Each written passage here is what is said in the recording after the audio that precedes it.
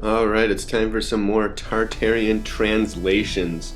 And I've got a book from the 1500s that I'm going to share today with some incredible art and some very interesting and telling translations and information on it. And again, it's tough to translate, and some of the translations are a little weird sounding, which leads towards the way I think their language was a lot different than ours and more encompassing in something we're not getting and not able to translate now. But first I want to share this picture, which is of a place that I went to yesterday to get a little inspiration, and it's called St. Anne's Church in Fall River, Massachusetts, and it's unbelievable. It supposedly was constructed in the 1890s like everything else, and but it seems like it's much older, and it's completely out of place where it is. Nothing looks like it in the area. There's a few other churches that are kind of similar in that town, but nothing is as grand as this, and it just feels great being near these buildings, stepping next to them and seeing them and observing them and how perfect and immaculate they still are. So I just wanted to include that. Probably do a little video on it later because it's actually under threat of being taken down.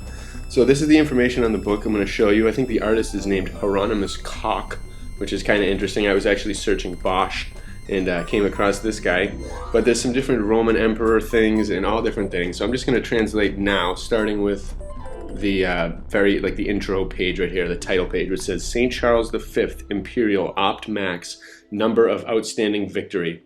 Great Philip St. Charles, break Spain, England, France. Be to the father of the fatherland, for our ruler too indulgences has, out of very many indeed, the chief ones, the images of his victories and his fathers, to the glory of the immortal, to the most holy of that mayest immortal sheets of paper had been made. Jerome Conscius, typograph, a painter in the reverence of humility, but it is also much can it be, that now in itself is and shall say. And then it says 1556, Prince in Antwerp as the new purse of the Maison of Heironymous Cock, painter, with privilege of the king for 6 years. Now I'm going to get started with the translation, and now remember that some of this came up as everything from Latin and French to Corsican and Spanish were detected in Google Translate. So some of it's a little off, but it's interesting the way it translates. So here we go. 1. The Pope, Cock Rock, Hessus, Clive, Sharp, Permit, and Eagle, Selim, gives back safety. So that's all the capital letters. And then I go from left to right at the bottom. So it says, the very triumphant and undefeated eagle of Charles V Roman Emperor shows us that these people were surrendered and how they bought their nails solamano. Again, the phrasing is nuts, and this is just how I translated it as best I could. Sai was the Pope, Offley the King of France, the Duke of Saxony maybe, and the Clevois Lafleur, that didn't translate, also of Heffen, vanquished by the power of the Halt Caesar, whose Turkish print the flea, or hers Turkish prince fleed. Alright, 1525. The walled area of the city, stationed at Tichinum, was taken to the walls of the king of Alu, for his cigarettes, induced by the distance to the shores of Libya. I don't know what that means. So maybe something different, cigarettes, I'm not sure. It is clearly shown here painted, as in Paua, imprisoned by Hazana Francisco, King of France. He was taken to deeper parts of Spain. Sai Claremont, you aperçois that of the powerful emperor in Champagne was conquered and took the King of France, who then afterwards led in Spain. So again, these were tough to translate. And it's weird that there's 3 different languages sometimes per page. 1527. Borboni, killing a Roman soldier, Caesarius, ruined walls, and the unhappy sacked the city. Here was Bourbon dead and overthrown by the walls of Rome, but the soldiers entered with an informed spirit, and they plundered the entire city. Suddenly, after Bourbon had killed the trembling emperor, he set out to assail Rome, and to tremble with sense, fighting in a short time to catch him. And then notice the gun by his feet too, by his left foot. That's a very interesting rifle. You got the rifle and the battle axe and the crazy amounts of swords, places burning to the ground in the background, the viaduct, there's tunnels going underneath the giant building that seems like from one of the other artworks, the flags, the cities in the distance, the people just storming this tower, the giants getting tossed off. What an amazing artwork.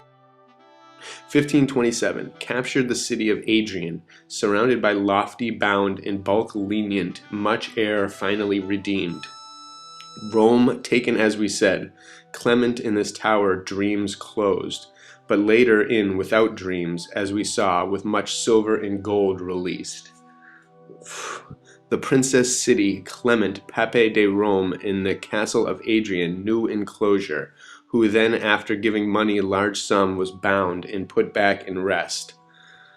Notice the top of that central building, too. It looks kind of like the White House. Imagine how many buildings like that, state houses or anything, go down below like this.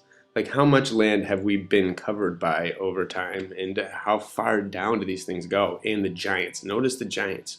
There is definitely a distinction.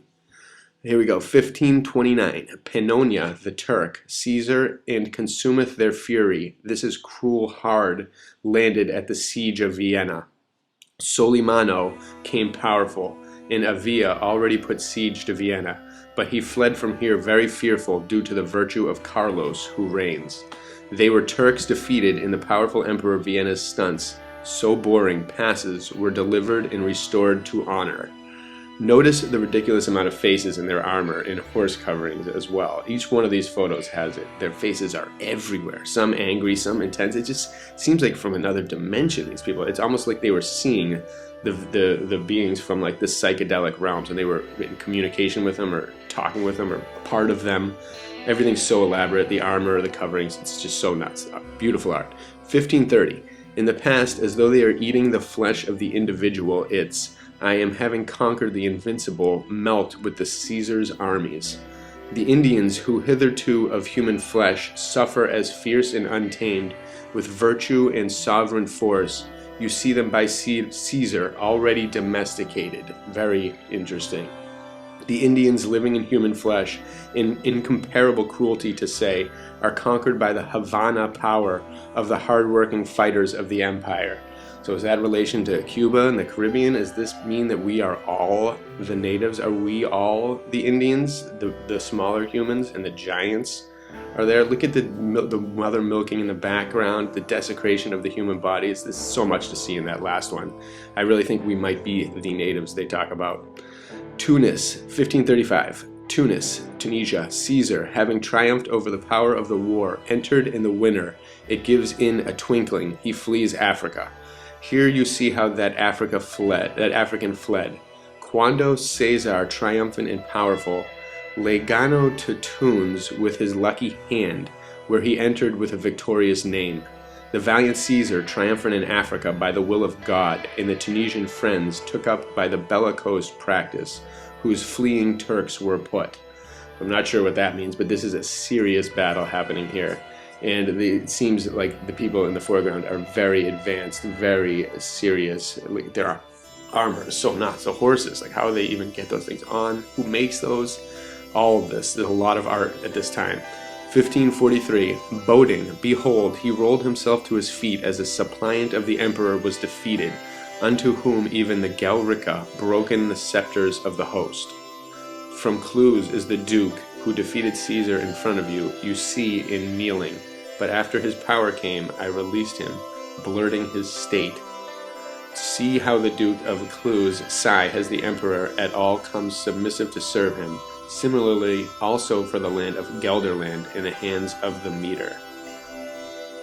Like, what was the world like at this time? What was happening? Where were these people from? Were they from beyond the poles, or were they just in our little bit of land around here? I don't know. It seems like they are from somewhere else. 1546. Of the prince of the approach of the Burani, I got scared, Hessus, the whole cringing.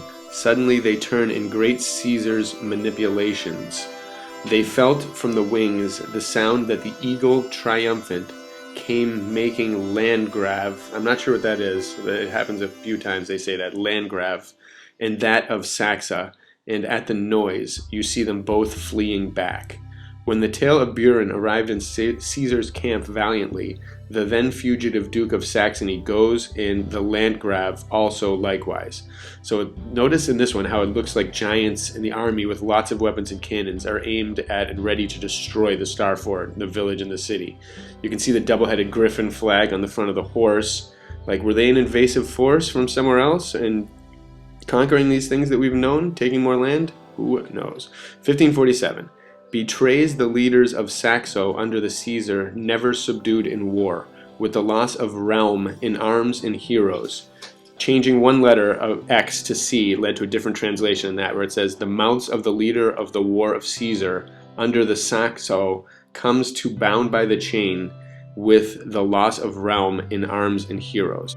So that just tells you that it shows you the change of one letter can change the translation in these. So it's not perfect, but bear with me. Try to decipher it. And then it goes on, defeated in the battle you see present the Duke of Saxony, and subjected, after seeing lost many people, their weapons and their strength in their state.